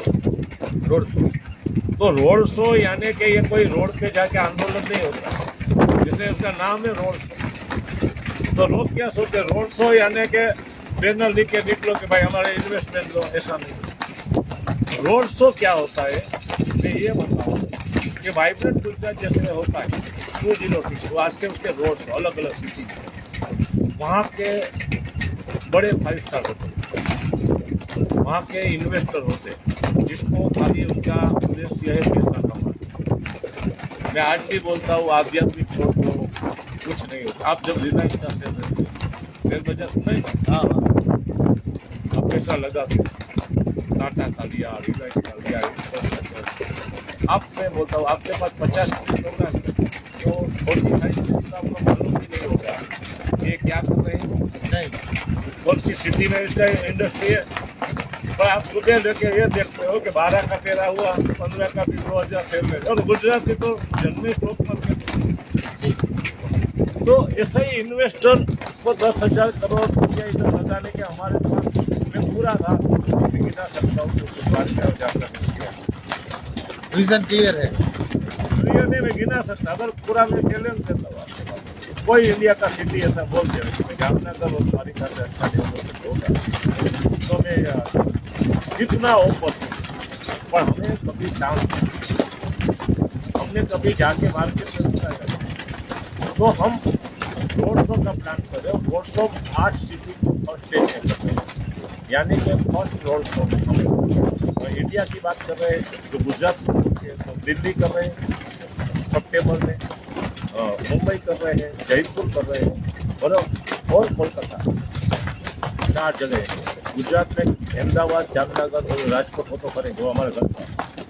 और फॉरेन के जो आप बोलते हैं आपकी बात में, फॉरेन इंटरनेशनल जो है, उसके लिए हम दुबई कर रहे हैं, यूएई कर रहे हैं, हम सिंगापुर कर रहे हैं, न्यूयॉर्क कर रहे हैं, न्यू जर्सी कर रहे हैं, लंदन कर रहे हैं, 8 से 9 सिटी वहाँ जाके हम क्या क्वेश्चन वो भी है कि वहाँ जाके आप करोगे क्या। राजेश भाई, आप जो बता रहे हैं वही मेरे मन में क्वेश्चन आ रहा है कि तो ये आपने बताया का जो कार्यक्रम है, यहाँ के जो बड़े बड़े इन्वेस्टर हैं, पैसा लगाने वाले जो हैं, और इसको उन लोगों को यहाँ लाओगे या यहाँ के लोगों को बताओगे? अभी मैंने बोला आध्यात्मिक बिजनेस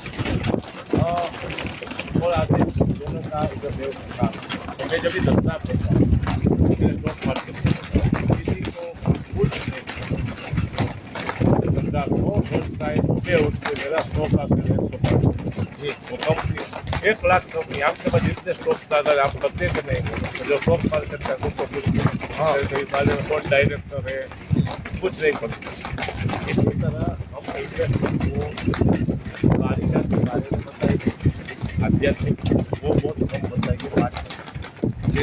मैं वो बताऊंगा कि इधर 4 करोड़ लोग आते हैं, 25 लाख सवाल है मार्केट 25 लाख लोग तो जहाँ आ रहे हैं वहाँ 4 करोड़ आते हैं। मैं ये बताऊंगा कि जब 1,000 रुपया भी वो खर्च करता है तो 5,000 करोड़ का 10,000 करोड़ का बिजनेस। और तो तो मैं ये बोल रहा हूँ कि जब 5,000 करोड़ का बिजनेस आने वाला है हर साल, वहाँ 10,000 करोड़ लगा तो ROI तो 50% हो गया, जो रिलायंस से भी अच्छा ROI बोला। जी जी। तो जैसे कंपनी होती है ना, तो मेरे को द्वारिका और बेट भूमि को, बेट द्वारिका है या जामनगर है, उसे जैसे कंपनी, जैसे मैं रिलायंस हूँ, टाटा है, इन्फोसिस है, जैसे बताना पड़ेगा तो मेरे में कोई पैसा लगाएगा। जैसे रिलायंस का शेयर क्यों ले रहे हैं, प्रॉफिट कर रहे हैं, बराबर। हम इन्फोसिस क्यों खरीदते हैं, जैसे ये एक कंपनी है, बिजनेस बताना। देखो आध्यात्मिक आदमी आध्यात्मिक सोचते हो दर्शन करना, और मैं जब पैसा लगाने की बात करूँ, एक मैं सिंपल उदाहरण आपका ही इधर दुकान खरीद रहे द्वारिका या होटल बना रहा है, आप क्या सोचते हैं? ये सोचते हो कि द्वारिकाधीश भगवान है, बिजनेस की तरफ आप क्या सोचते हैं? ये लोकेशन पे मैं तो 2 करोड़ लगाऊंगा तो इतना धंधा मिलेगा, इतना मेरा बटे का पावा जाएगा, इतने कमीशन रहेंगे, और रात को मैं शाम को ये 2 करोड़ का शाम को 5,000 रुपया लेके घर पे जाऊँगा। दिस इज कॉल्ड ROI मेरा। तो जब भी बिजनेस की बात करना है, मैं आज तो इसलिए मिला हूँ कि मैं भक्त हूँ विज्ञान का, तो मैं बिजनेस में उसको बिजनेस बताऊँगा, क्या क्या बिजनेस है, क्या क्या अपॉर्चुनिटी है, क्या क्या इन्वेस्टमेंट लगेगा, तो मैं रिटर्न क्या करूँ। तो वो हम रोड शो में जाके वहाँ बताते हैं, वहाँ के बड़े इन्वेस्टर को बोलते हैं, और अच्छा क्या है इन्वेस्टर की ज़्यादातर गुजरात की ओर से, और द्वारिका को ज़्यादा समझाना नहीं पड़ता उसको, बताए। तो हम वो इन्वेस्टर को बोल रहे हैं, क्योंकि और उसको द्वारिका में क्या रहा है, क्या उसके बाद विस्तार वेरी। राजू भाई, अभी मान लीजिए कि गुजरात और भारत के जो भी इन्वेस्टर हैं, वो उसको आपने बताया, इंटरनेशनल लेवल पे भी बताया, वो सब ने एक्सेप्ट कर लिया आपकी बात कि 10,000 करोड़ 20,000 करोड़ जो भी आपकी है इन्वेस्ट, लेकिन आप यहाँ क्या देख रहे हैं, क्या ऐसा क्या होगा वो पैसा लगाएंगे, और दूसरी बात यहाँ के जो स्थानीय लोग हैं उसको क्या उससे फायदा होगा, और क्या क्या बिजनेस बढ़ेंगे और कैसे बढ़ेंगे। देखो, ये रोड शो के बाद वो इन्वेस्टर इधर आए 2 दिन रुके जी उसको फुल फैसिलिटी आने जाने सब हम देते हैं। अभी आता है जब इन्वेस्टर आता है ना, तो आपके पास बारिश आता है, अभी बारिश आएगा जी, तो आपके पास उसको बर्तन होने चाहिए कि हम उस पानी को ले सकते। नहीं तो बारिश आता है चला जाता है। मैं कई बार जामनगर, मेरे को बोलते हैं इतना बड़ा फैक्ट्री आया जामनगर, तो वही का वही रहेगा, कुछ बेनिफिट नहीं। मैं आपके पास आज इसलिए आया कि हर ओखावासी, द्वारिकावासी, जामनगर, बेट उसको बोलता हूँ बर्तन आप तैयार रखो, 10,000 करोड़ का बारिश आ गया। जी जी, अभी हर आदमी के पास उसकी कैपेसिटी के हिसाब से बर्तन होता है। किसी के पास छोटा घड़ा होता है, किसने बड़ी टंकी बना दी, किसी ने। तो ऐसे ही जब इन्वेस्टमेंट आएगा तो मेनली द्वारिका में क्या आएगा, ये टूरिज्म का प्लेस है, या होटल बनेंगे, बराबर, या वाटर स्पोर्ट्स आएंगे, रिसोर्ट बनेंगे, और ये सब आएंगे। अभी लोकल है तो लोकल के पास लिमिटेड कैपेसिटी, तो उसके पास आएंगे तो हमारे एरिया में 5 किलोमीटर 7 किलोमीटर 10 किलोमीटर। तो फर्स्ट होटल इंडस्ट्री की हम बात करें तो होटल में क्या होता है, मैं अभी द्वारिका में अभी छोटा घर था ना, इसमें खरीदा बेचा, वैसे तो होटल बन गया, ये भी बड़ा है। कितने लोग हैं उसके पास प्लॉट है, खेती का जमीन है, या तो वो है ना सर 10% भी है जिसको बेचारा बेच दिया या डेवलप कर दिया। 90% लोग ऐसे हैं, किसी के पास खेती की जमीन है, किसी के पास प्लॉट है, जिसके पास खुद का अच्छा मकान है, वो चाहते हैं मकान बेचूं नहीं, हाँ, और मेरी इनकम बढ़े, मेरा पुराना मकान नया हो जाए, इनकम भी बढ़े। वो प्लॉट है वो भी ऐसा सोचता है, हाँ, बड़ा जिसके पास शिवराजपुर में जमीन होगा तो बड़ी बड़ी, वो सोचता है यहाँ रिजॉर्ट बने, हाँ, उसके पास एक पूरा प्लान भी है कि ऐसा कर सकते हैं। वो 2 वस्तु नहीं है, एक होता है उसके पास पैसा नहीं, तो दूसरा उसका मार्केटिंग, ये दोनों कमी हम करेंगे। अच्छा, तो हम द्वारका रीडेवलप करते हैं, ये हमने टैगलाइन दिया कि आपका प्रॉपर्टी हमारा इन्वेस्ट, यानी मेरा नहीं तो जो आने वाले। हाँ हाँ, तो आज आप बॉम्बे में जाओगे ना, हर जगह इंफ्रास्ट्रक्चर में नए नए बिल्डिंग दिखे। हाँ, तो बिल्डिंग में कोई भी बिल्डिंग वो जगह खरीद के नहीं बनाते, गुजरात जैसा भी।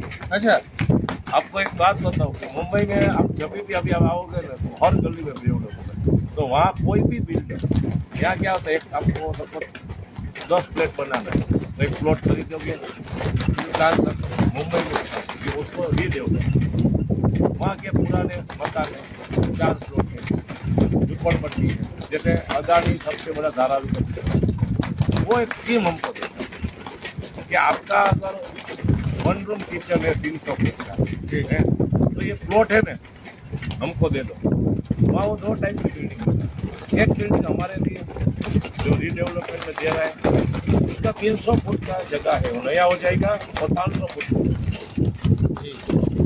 और बाजू में एक ऐसा बिल्डिंग बना है, वहाँ से वो पैसा कमा।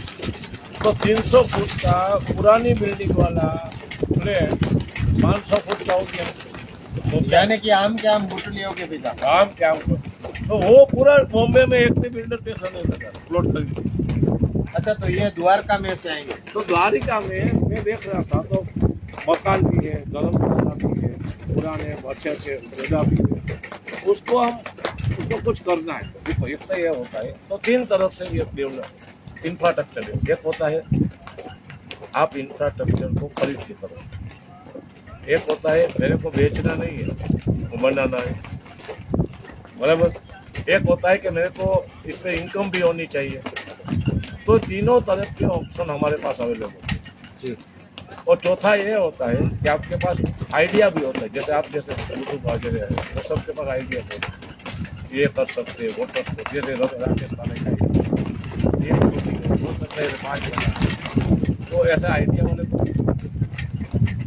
जाने के आप सोच लो, आपके पास प्रॉपर्टी है, आइडिया है, सोचने का जज्बा है, वाइब्रेंट जो जामनगर और देवभूमि द्वारिका शब्द हो रहा है वो आपका हर सपना पूरा करेगा। द्वारिका का प्लान ऐसा हम बनाए कितना डेवलपमेंट बोले हमारा मेरा सपना है तो बोले 10,000 करोड़ ही होता है, डेवलप नहीं 25,000 करोड़ चाहिए। शुरुआत तो 10 से करें जी जी। और लास्ट 5-10 दिन में हमने जब ये डिक्लेयर किया तो आज मैं बोल सकता हूँ 1,000 करोड़ रुपया का इन्वेस्टमेंट का ऑफर ऑलरेडी मेरे पास आ चुका है, यानी कि कल से हम कर सकते जी जी। पर जो भी करना है वो बहुत ही अच्छा क्योंकि डॉक्यूमेंटेशन होते हैं आते गवर्नमेंट वो सब डॉक्यूमेंटेशन वाइब्रेंट में एक ही साथ होता है। दूसरा मैं बता गुजरात गवर्नमेंट जब वाइब्रेंट में लोग आते हैं तो उसका क्या होता है उसको बहुत सारी लीगल प्रोसेस ये गवर्नमेंट के नॉर्म्स होते हैं वो ये सक्सेस इसलिए मोदी साहब ने वो ईजी कर दिया। तो सेम हम इधर करेंगे यहाँ जब वाइब्रेंट होंगे ना तो स्टेट लेवल के टूरिज्म के सेक्रेटरी से सबसे वो होंगे लोकल मिनिस्टर होंगे मामलतदार भी वही होगा TDO भी वही होगा वन विंडो सिस्टम जिला प्रमुख भी वही होंगे। ओके तो सब वो एक जगह होगा तो उसको वो बोलेगा मेरे को खरीदना है तो किधर दे अभी दाखता है अभी पेमेंट का सिस्टम बैंकिंग सिस्टम यानी कि वी आर इन्वेस्टेड बैंकिंग जो भी एक प्रॉपर्टी को दे वो सब एक ही जगह मिलना यानी वाइब्रेंट 2.0। दूसरा ये जब भी हम करते हैं तो इन्विटेशन देने के लिए हम जाते हैं रोड शो तो राजेश गांधी नहीं जाते तो हमने ऑलरेडी जामनगर से बात किया या हम मदद करेंगे तो दोनों डिस्ट्रिक्ट के जैसे जामनगर के mayor deputy mayor standing committee chairman commissioner MLA MP बराबर जैसे यहाँ के प्रमुख हो गए यहाँ के चीफ ऑफिसर प्रमुख उसको हम USA लंदन UK जैसे वो लेके जा रहे हैं। अच्छा क्या कि मेरा नाम ही इस प्रोजेक्ट का क्या है जामनगर और देवभूमि और जामनगर और देवभूमि द्वारिका के अगर प्रथम नागरिक बोलते हैं या जो लोग आगे जाके उसको हेल्प कर सकते हैं वो कौन जैसे हमारे यहाँ MLA राजेश भाई मैं बात तो अभी मैं बरोबर समझा नहीं।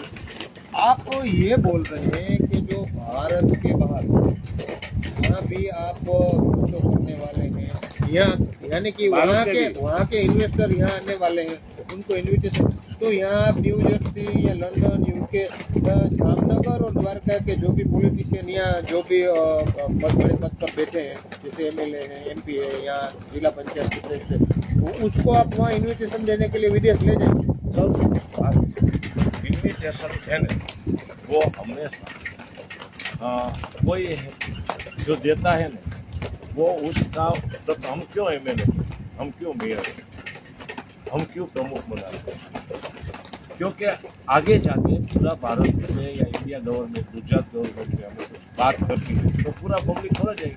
जी जी हमें कुछ बात करनी है गुजरात में वो गुजराती ना तो हम बाबूभाई ने देने કે બાબુભાઈ યાર આ પ્રોબ્લેમ છે રોજ મુખ્યમંત્રી આગળ જાય थी बराबर मेरे MLA जामनगर वाले को कुछ भी प्रॉब्लम है आपको भी प्रॉब्लम होता कॉर्पोरेशन को लिखते वो गवर्नमेंट तक बात होता था। जी जी तो विकास की बात है ना इसलिए हम उसको तो हम जब विकास की बात करते हैं तो मेरा ऐसा मानना है कि ये सब जब उसको जाएंगे मिलेंगे तो उसका ट्रस्ट पड़ेगा। अच्छा सेकेंडली वो जब यहाँ आएंगे तो उसको कुछ भी काम है कॉर्पोरेशन का परमिशन चाहिए पुलिस का कुछ प्रॉब्लम है तो कौन सॉल्व करेगा। मैं इधर बैठ के नहीं करूँगा वाइब्रेंट समिति तो उसको बिजनेस करना है तो ये लोग उसके साथ रहेंगे तो ये 2030 तक ये सब होगा। इसलिए ये पूरा आपके बाद ये राजस्थान जामनगर देवभूमि का द्वारिका का हर नागरिक का यहाँ बसने वाला हर लोगों को इन्वेस्टमेंट करना चाहिए यहाँ का हर डेवलपमेंट है तो उसको रिप्रेजेंट करने के लिए मेरे को यहाँ के अथॉरिटी है यहाँ के पॉलिटिशियन है यहाँ के लोग हैं वो सबका साथ दीजिए।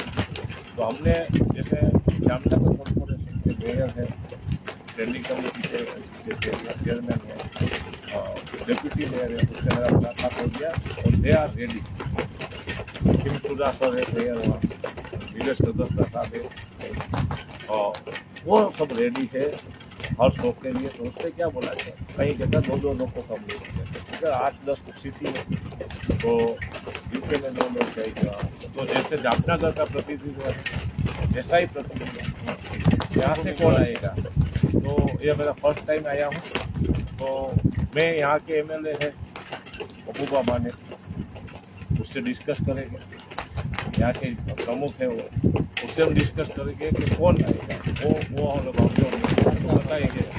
बराबर ये है जैसे और यंग लोग है यहाँ पे। एक तो पॉलिटिशियन के अंदर 5 ऐसे लोग हम लेके जाते हैं जो इस अपॉर्चुनिटी को पब्लिक के सामने प्रेजेंट, वहाँ बताना भी पड़ेगा ना। प्रेजेंट के बाउल पर छोटे होता है, बात होती है। कई बार तो मेयर जो कोई होते हैं तो उसके साथ टेक्निकल वो भी चाहिए। जैसे कि कई बार हमने देखा है, कई बार बोलते हैं कि नहीं अच्छे लोग आप निर्मल भाई, राकेश भाई, तो सबसे अच्छा इधर के यंग लीडर संदीप महबूबा मालिक, भरत भाई है, हमारे धर्मेश भाई है। मैं जिसको ऐसा बहुत लगा कि सजेशन किसको आना है, वो सजेशन आपके उसको हम देखें। तो हर सिटी में 2 लोग जाते हैं, वो कौन जाएंगे। एक बार मेयर लंदन जाता है तो कोई मेयर जाएगा टेक्निकल। हम आपने एक वीक में डिसाइड कर देंगे। जामनगर भी अब ऑलरेडी डिसाइड।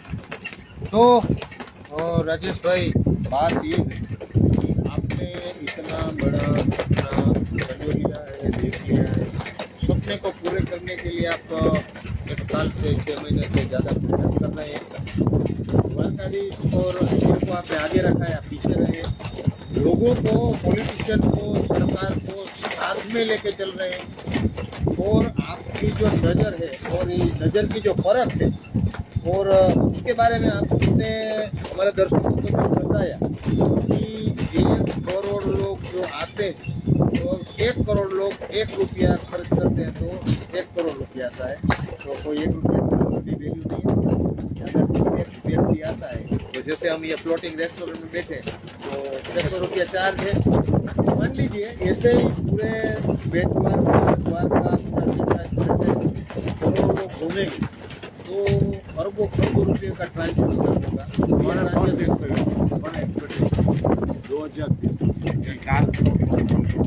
अगर 2 करोड़ रुपया तो यहाँ मिनिमम 50,000 करोड़ का 50,000 करोड़ का। आप इधर खाने आए 600 रुपया दिया जी, यहाँ से बोट ऑटो पे जाओगे तो वो पैसा दोगे, फिर वहाँ कहीं रुकोगे तो वहाँ पैसा देखो, मॉर्निंग चाय पियोगे तो भी पैसा दोगे, पानी का बोतल पियोगे। तो एवरेज कोई भी आज का टूरिज्म जो महंगाई है तो एवरेज पर पर्सन अगर 2 व्यक्ति रुकता है विच इज कॉस्ट 7 to 8,000। अब इधर से मैं घूमने आया हूँ, वापिस जाता हूँ, नहीं तो मेरा नेटिव है तो सब कुछ मिल रहा है, बाकी मेरे को 5-6 हज़ार लग रहा है।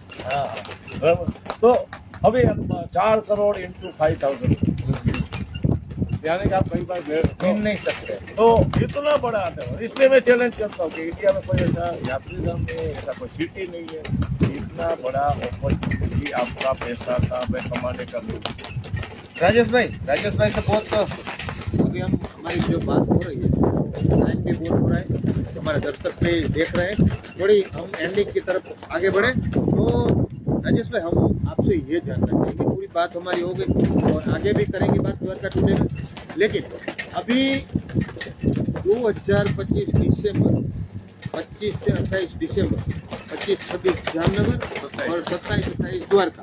अभी मान लीजिए हमारे यहाँ शो देख रहे हैं, या कल देखेंगे या परसों देखेंगे, इंस्टाग्राम में देखेंगे, यूट्यूब में देखेंगे, उसको अगर इसके बारे में कुछ जानना है, इंफॉर्मेशन चाहिए और वो सम्मिट में आना चाहता है, तो इसका आप क्लेरिफिकेशन या जो भी आपको सोशल मीडिया में जो क्या करना है? देखो, सोशल मीडिया पेज अभी हम लॉन्च करेंगे, पर हमारी अभी 2 वेबसाइट है। एक है जामनगर 2030.com जी, और दूसरा है विजन गुजरात 203।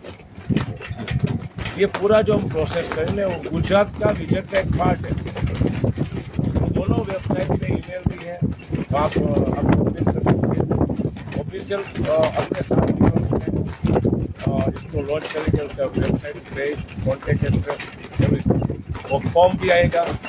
एवन आज रियल एस्टेट के लिए आपको अगर इधर आना है तो we are sending you QR code, और ये QR कोड को स्कैन कर तो आपको मिलते हैं। तो वी आर इज इजी बनाने के लिए वी आर टारगेटिंग कि 15 अगस्त भारत का स्वतंत्र दिन से ये सब आपके लिए ओपन हो। इसी तरह मैं कंक्लूड करने से पहले द्वारका टुडे का एक आभार मानता हूँ। एक बात को ये पूरा जो विषय तो मेरे को अगर मेरे दिल से बोले तो वो इंटरेस्ट तो है, तो मैं हमेशा मेरे कैरियर कोचिंग क्लास से पढ़ाया, मैं भी पढ़ा हूँ आपके बराबर एजुकेशन से पढ़ा। तो मेरे को हर व्यक्ति पूछता है कि ये प्रॉफिट है जाते क्या करोगे, तो मैं आज बताता हूँ प्रॉफिट का 80% है। देवभूमि द्वारिका एक यूनिवर्सिटी बनाई, देवभूमि द्वारका यूनिवर्सिटी टेक यूनिवर्सिटी, और उसका हमने पैसा आएगा कि नहीं तो वो बनेगा 100%। उसका हमने आपका रिव्यू लेने के लिए कि कैसा यूनिवर्सिटी में होना चाहिए, कौन जुड़ना चाहता है, क्योंकि ऐसा नहीं लगेगा कि राजस्थान की और बाहर के 10। हम चाहते हैं कि इधर किसी को लेन देना है, बोलते हैं मेरे नाम से मेरे को गुजरना है, कोई बोलता है ये पोस्ट भी रखो।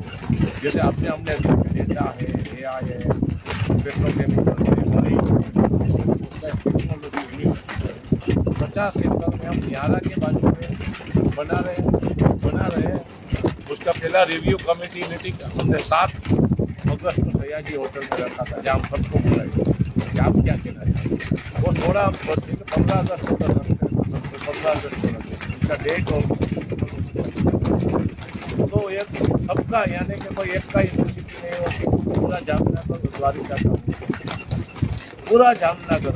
अगर मैं जो बोल रहा हूँ द्वारिका में आता हूँ, अगर बोलता है कि तुम्हारी लाइफ किधर आते हो या कॉरिडोर बन रहा है, पैसा बोल रहा है, भाव बढ़ रहे हैं, ये ब्रिज बन गया है, तो दुख कैसे बात करते हैं। मैं बोलता हूँ ये सब कुछ मेरे को अगर कोई दुख है, अगर मेरे को बोलते हैं पूरा कैसे कुछ क्या फॉर्ट कम क्या करते वो होता है। मैं 1 से 12 का मौका पड़ा, मैं जामनगर में भी बहुत पूरा रीजन कोई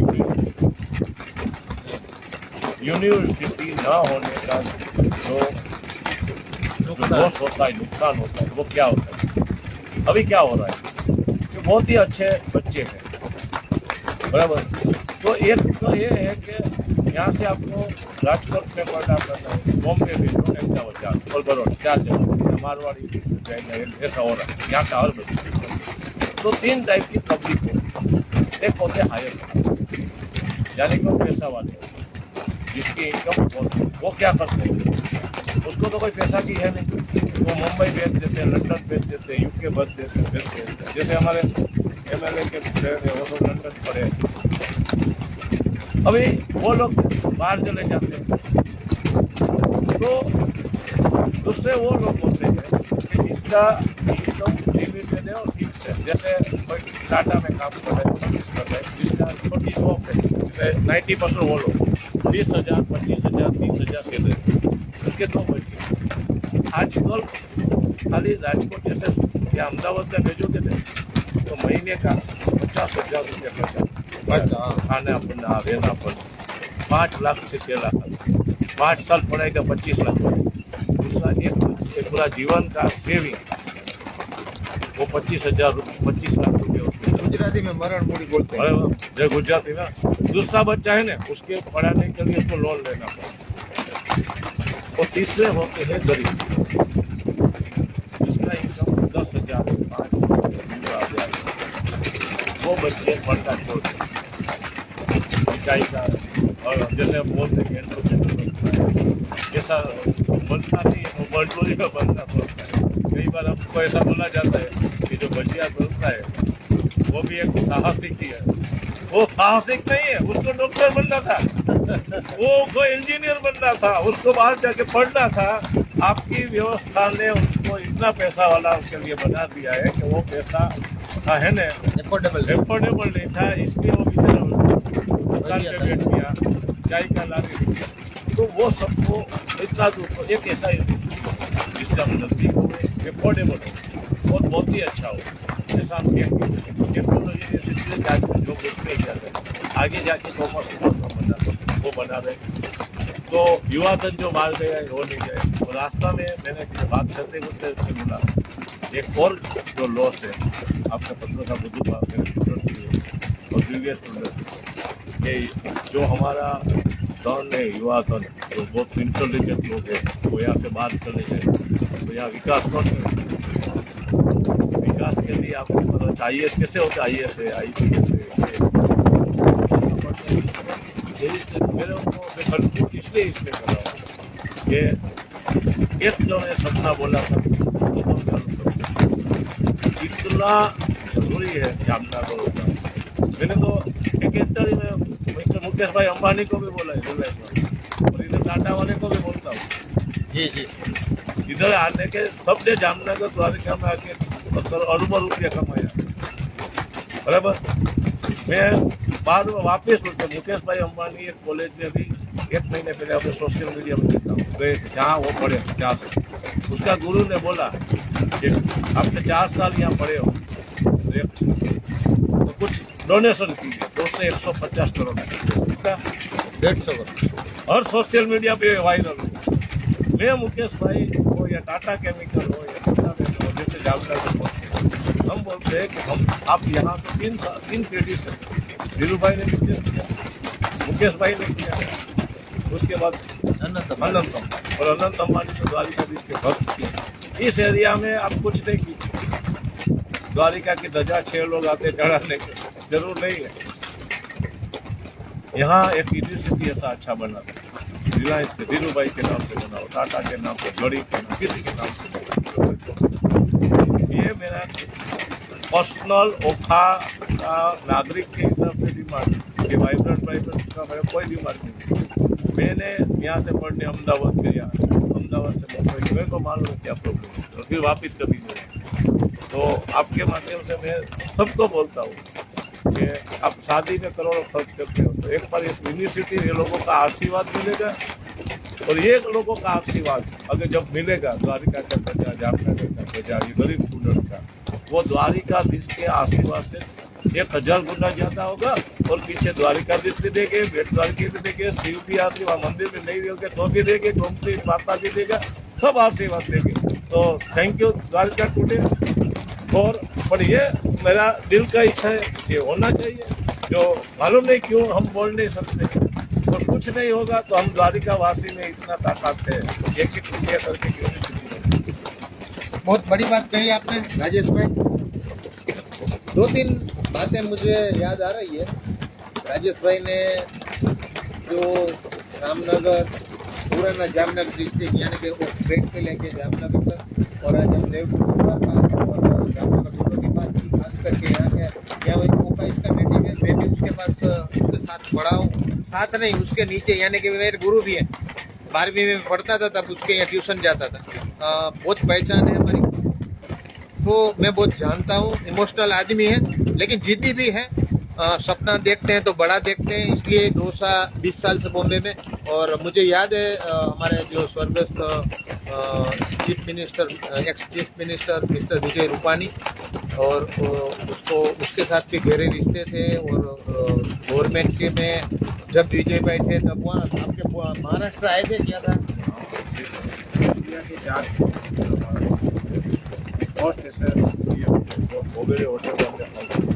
देखो हम जब बात अच्छी करते थे विजय भाई होता था, आज नहीं है, तो उसकी आत्मा को भगवान शांति दे। उसने मेरा सपना को बड़ा बनाया, तो भगवान से नहीं, तो दूसरे मैं जानता, तो आप सपने देखते हो बड़ा होगा। मैं बोलता हूँ कि सपना तो सब देखता है लेकिन छोटा मुकेश भाई को किसी ने बताया नहीं कि यूनिवर्सिटी चाहिए, वो इतने उदार आते, वो भी एक हमारे द्वारिका के भक्त है।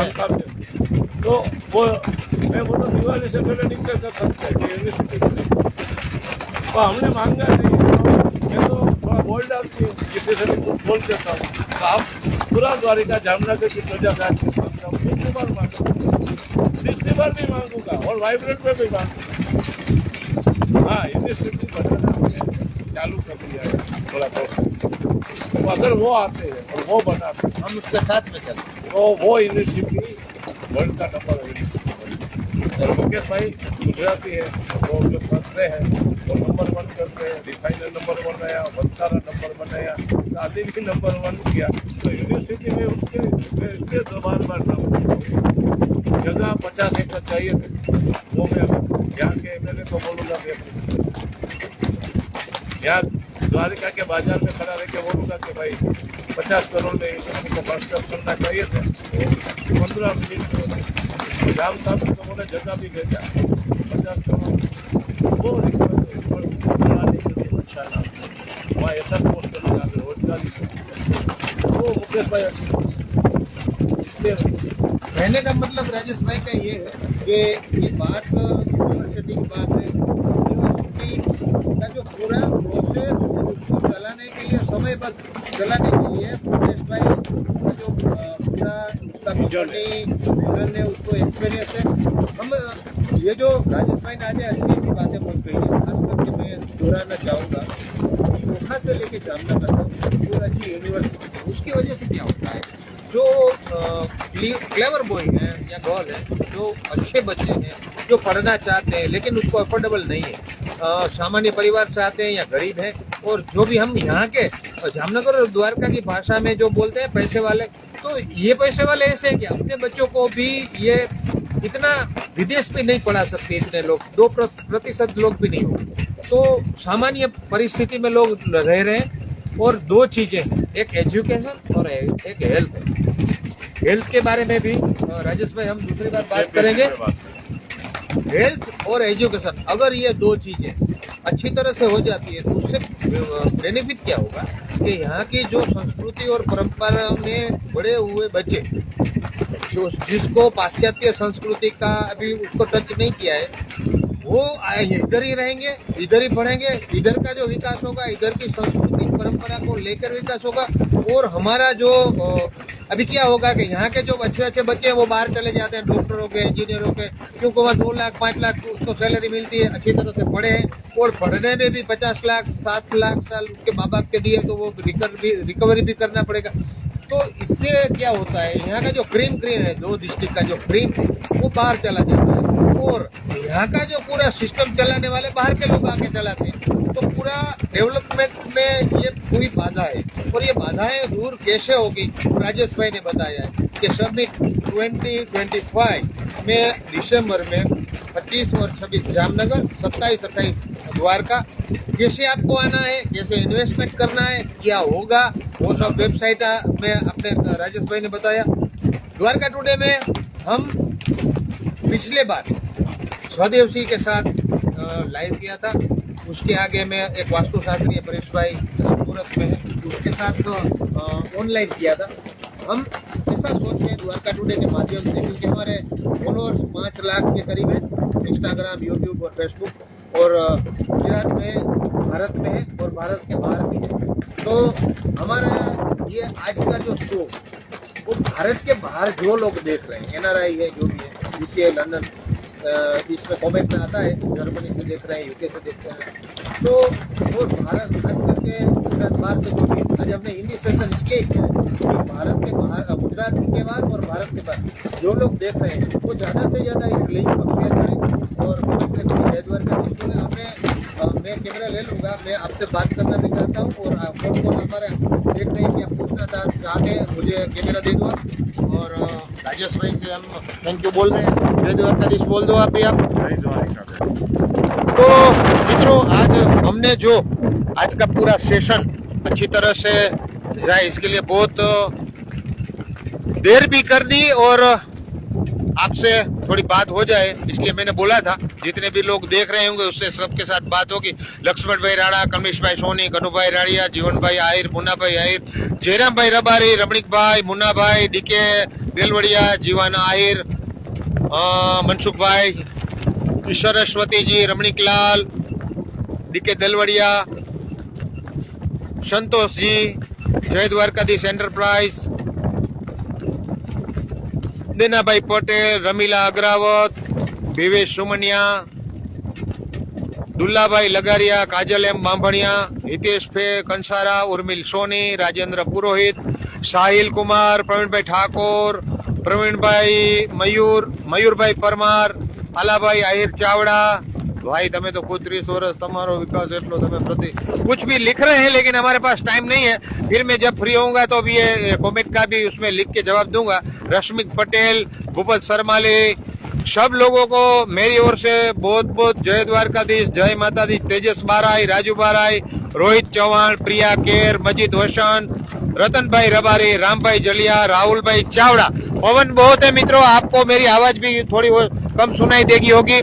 ये आप देख रहे हैं समंदर में बहुत पानी है, पानी क्या रफ सी है, इसलिए सामने हमारा जो सुदर्शन सेतु है, ओखा गांव है। ओखा और सुदर्शन सेतु और यहाँ के बारे में बहुत बातें आज की है, तो ज्यादा मैं दोहराऊंगा नहीं। सबसे मैं विदा लेता हूँ। कल नए कुछ एपिसोड के साथ हम फिर मिलेंगे द्वारका टुडे के माध्यम से। मैं बुधावा पार्टी, बेट द्वारका, जय द्वारकाधीश।